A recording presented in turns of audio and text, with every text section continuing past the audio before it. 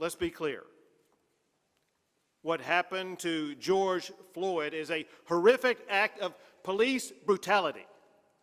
This should never have happened, and we must ensure that it never happens here in Texas. I join the millions of Americans who seek swift justice in this case.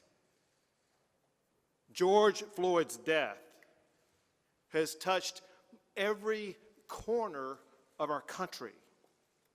People are rightfully angry. But the beautiful thing about America is that every person has the right to make their voices heard, to protest against this injustice. However, violence and vandalism is never the answer, and they have no place in Dallas, Fort Worth, or anywhere in the state of Texas. You know, ironically, those acts of violence and vandalism, they are overshadowing the death of George Floyd, rather than shining a light on the injustice that occurred. They drown out the voices of those who are seeking to protest peacefully. In response, Texas is working with local law enforcement to maintain order and to uphold public safety so that peaceful protesters can make their voices heard. To that end, it is essential that we end the violence, the vandalism, and the looting that we've seen over the past few days during the course of these protests. That is why we have deployed more than 1,000 Department of Public Safety officers, as well as hundreds of Texas National Guard, just to the Dallas-Fort Worth region alone. More are being deployed across the entire state of Texas. We are also working with our partners in the U.S. Attorney's Office as well as the FBI to quell any uprisings of violence that may occur. Now, some of the violence that we're seeing is not being done by people who reside in Dallas or even in Texas.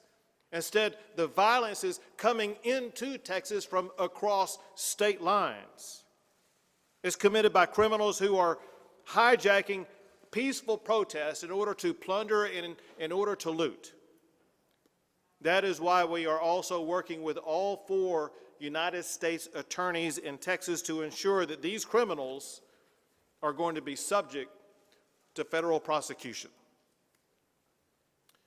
Our immediate task at hand is to ensure that we restore calm in our communities, but restoring calm in our communities does not end our task.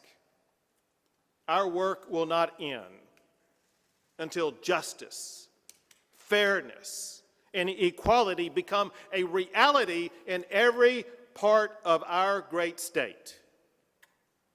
And Texas is up to this task. Texas is recognized as a national leader in criminal justice reform.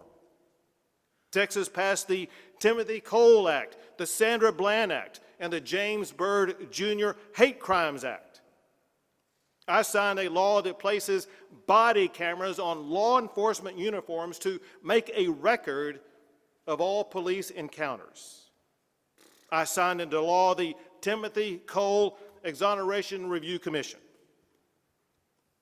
The Innocence Project, which is known across the United States, perhaps across the entire world, they labeled Texas the gold standard in innocence reform.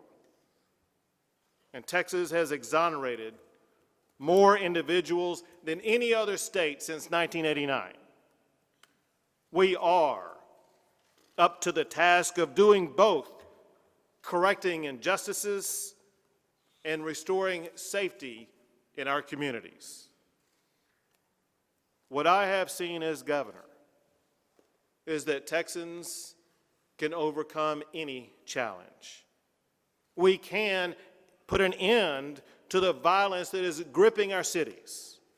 We can remedy the injustices that have plagued African American and other minority communities in Texas. And we will seize this moment to bridge the divides that exist in our state so that we can and we will keep Texas the greatest state in the United States of America.